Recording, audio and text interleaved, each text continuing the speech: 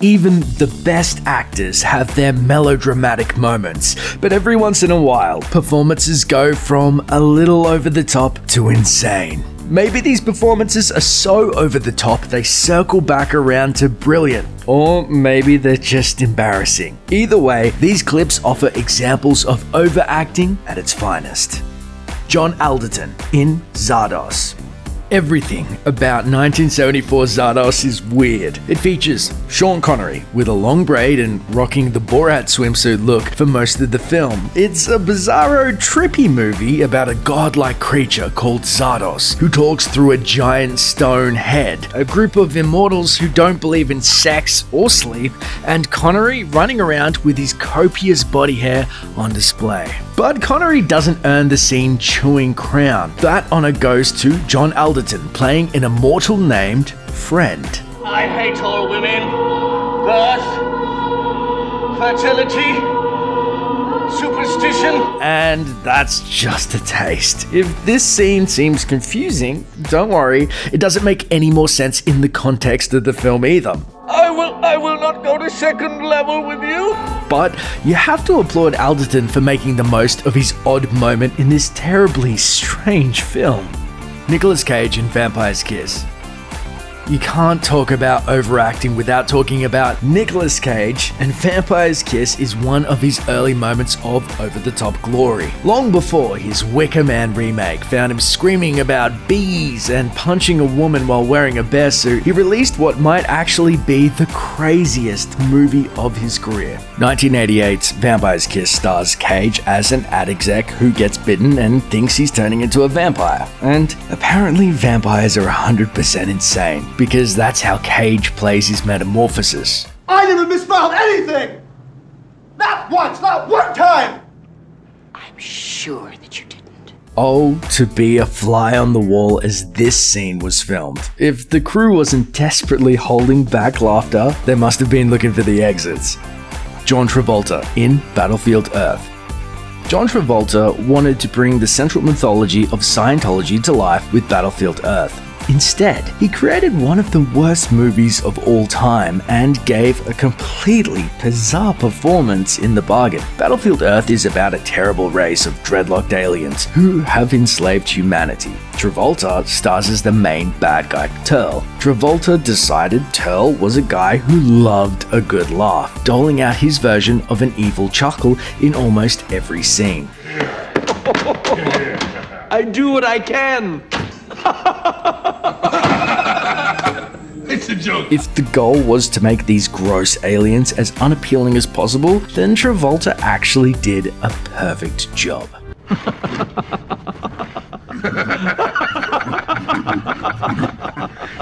A job we never want to watch again. Michael Sheen in Twilight, Breaking Dawn Part 2. Michael Sheen is a wonderful actor. He's turned in brilliant performances on TV's Masters of Sex and on the big screen in Frost Nixon, among many other notable roles. But when it came to Twilight Breaking Dawn Part 2, he went a little crazy as the evil Aro. In fact, in a series filled with unintentionally funny moments, Sheen's bizarre giggle might stand out as the most memorable.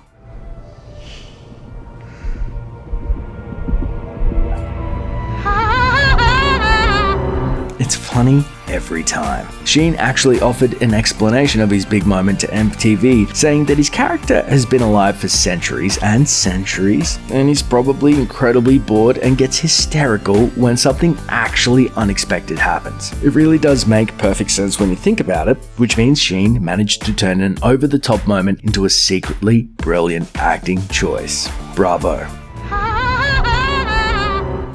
Ellen McElduff in Maximum Overdrive. Author Stephen King decided he wanted to give movie making a try, so he adapted his short story Trucks into 1986's Maximum Overdrive. The good things about the film: a full score by AC/DC. The bad things: everything else. A story about machines coming to life and trying to kill all humans manages to make even less sense than you'd think. This was King's first time directing a film, and he later admitted that one major issue with the movie was that his co-director was cocaine. Despite all the problems, the film has one incredible highlight: the waitress. Actress Ellen McElduff makes the most of her limited screen time. We made you! No, get back! Didn't you understand? If you're gonna have a small part in a crappy film, at least make it memorable. You can! We made you! Brian Blessed in Flash Gordon.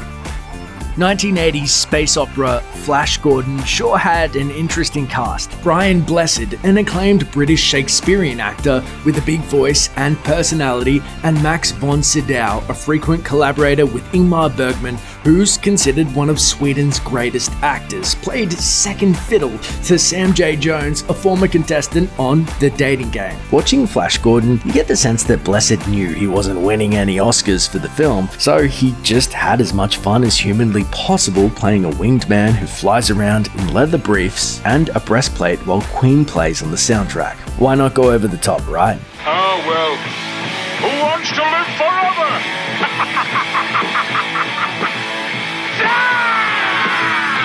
Kenneth Branagh in Wild Wild West. In yet another example of Shakespearean acting trying to bring a bit of theatrical flair to a role in a very silly blockbuster, Kenneth Branagh played the villainous Dr. Lovelace in 1999's Wild Wild West, an infamous flop that snapped Will Smith's remarkable 90s streak. The film is suspiciously devoid of humor for an action thriller / sci-fi comedy hybrid. Among all the failed jokes, we have the spectacle of Branagh. His portrayal of Lovelace is so consistently over the top, wildly veering from dramatic to simply insane, he's at least always interesting to watch. It's me, dear friends. Alive and kicking. Well, alive anyway. Me casa é su casa. Bet come shivu. Let the party begin! Branagh knows that a villain who winds up in a giant steampunk spider is not a man for subtlety. Thanks for watching. Click the looper icon to subscribe to our YouTube channel. Plus, check out all this cool stuff we know you'll love too.